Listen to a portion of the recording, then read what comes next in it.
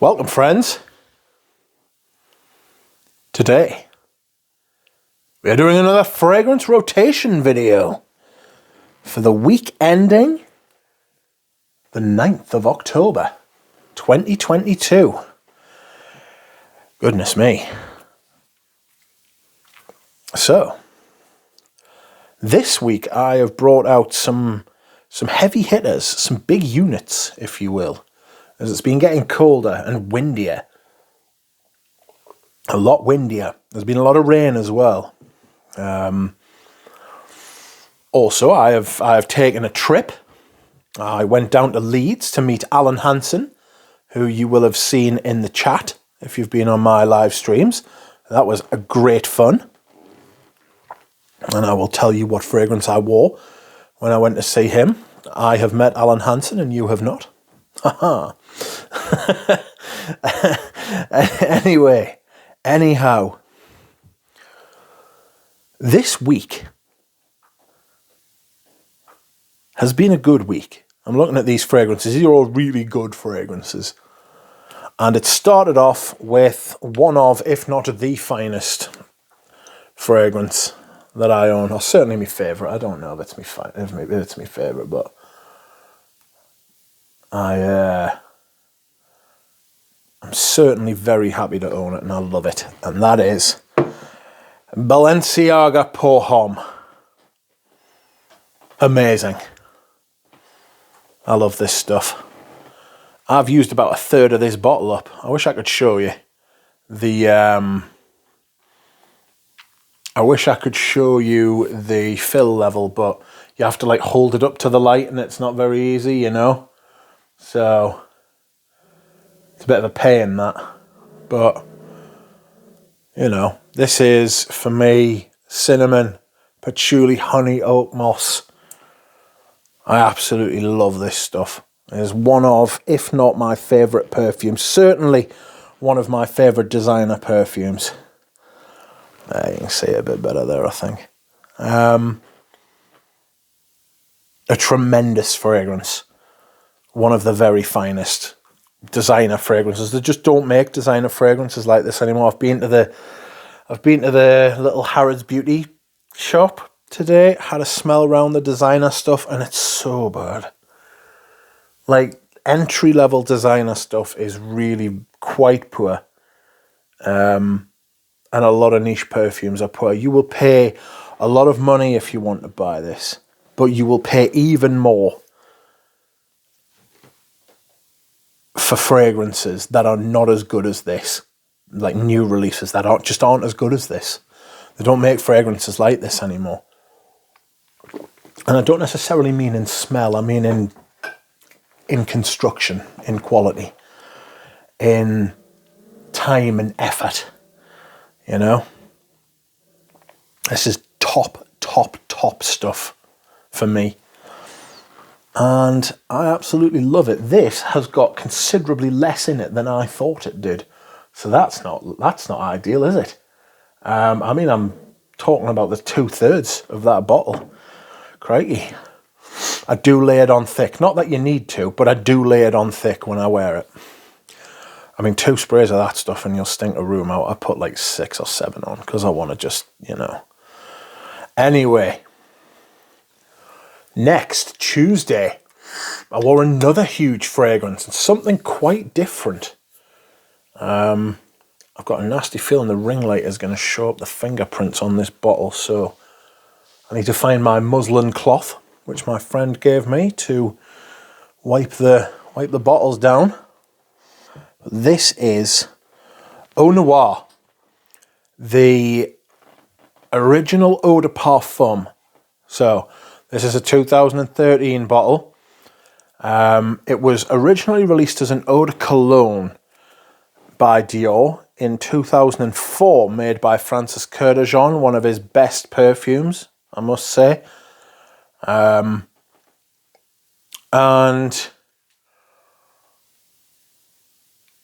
it was then reformulated and re-released by François Demachy in the early 2010s, I think, and this is the version I've got.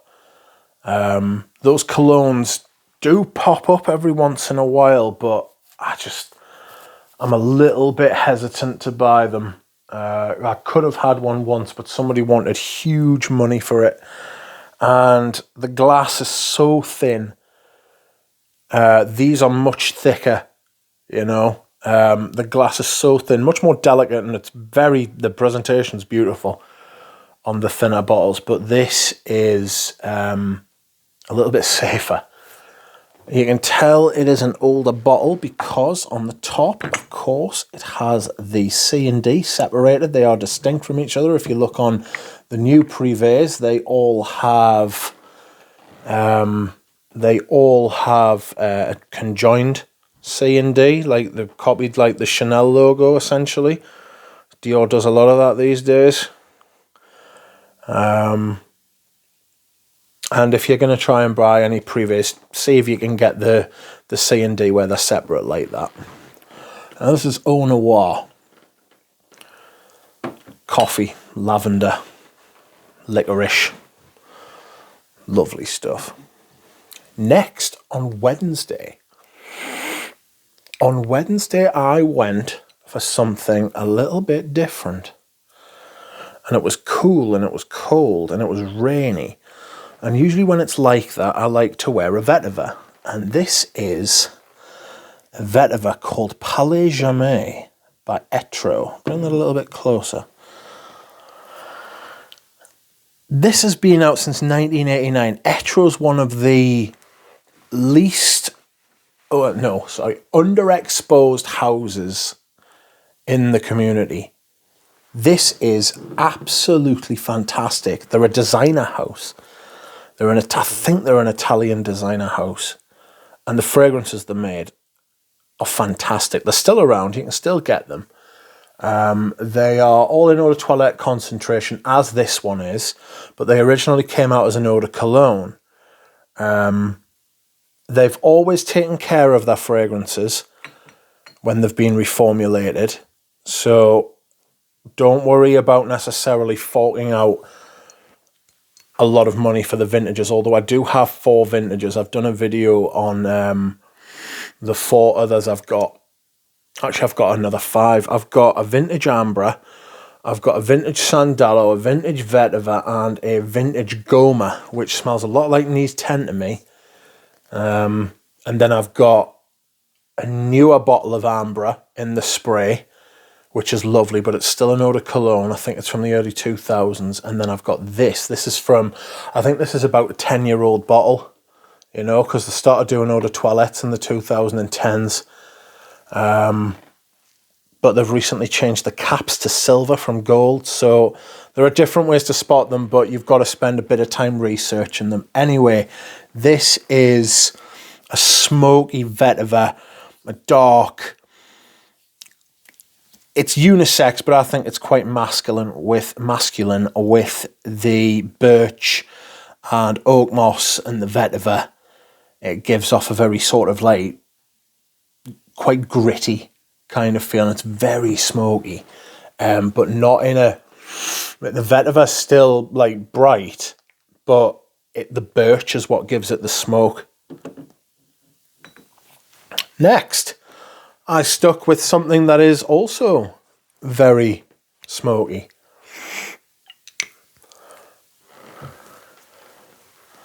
And this is, Naomi Good says, Bois d'Assis. This is awesome. I think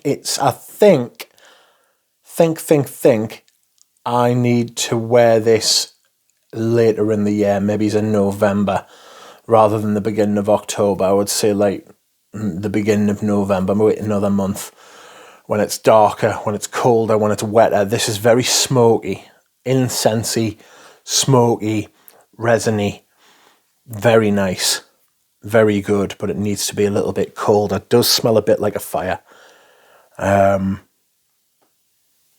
I don't know if these do a sample set, but you can get samples of them, and if you can, try and sample all of them.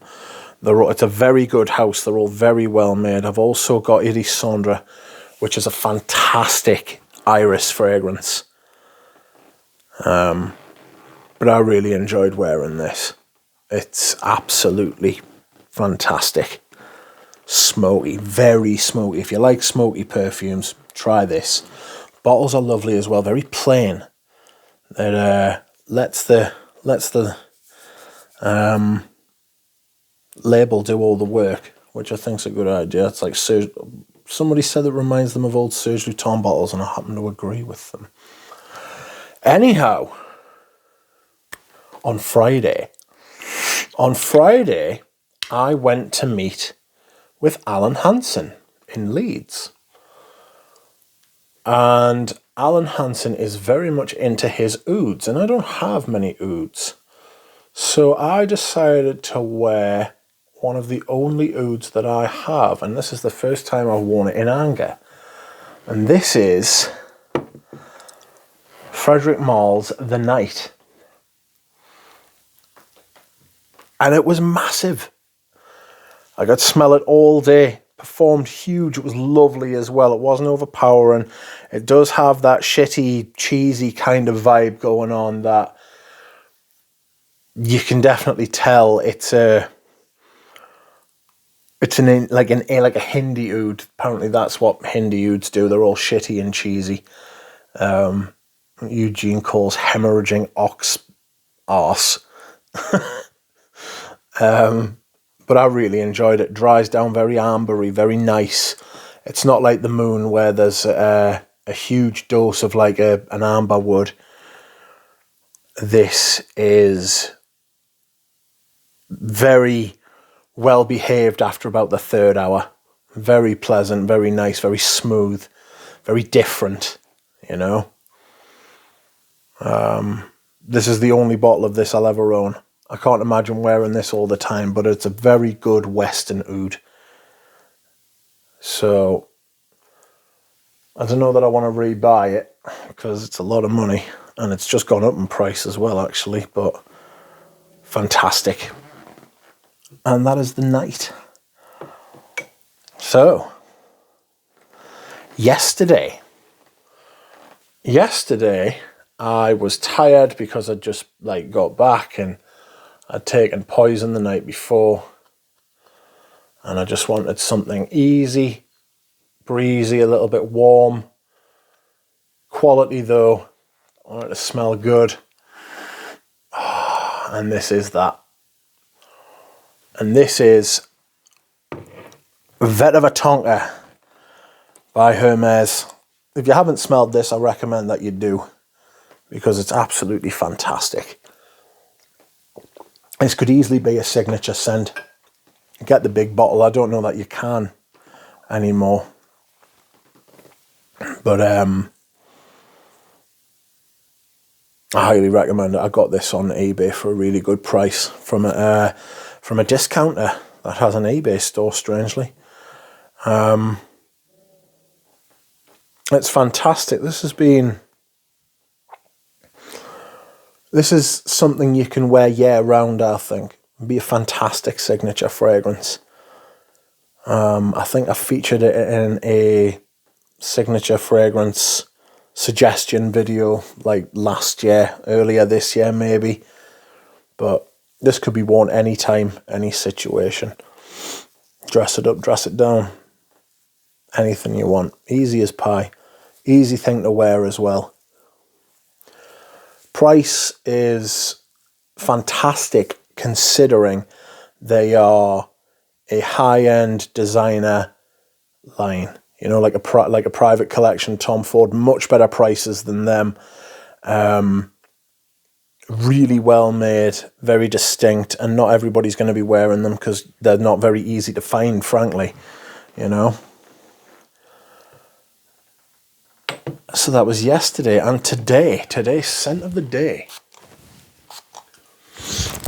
Excuse me, I'm just jiggling the microphone around. Today's scent of the day is another vintage. And this is Christian Dior's Jules. I love this. It reminds me a lot of French Lover. It's got a big green type of galbanum sort of thing going on. It's not the only thing that's going on at all, but it's very 1980s. You can tell it's like from that kind of era. It reminds me a bit of vintage Santos as well. Very masculine, very green.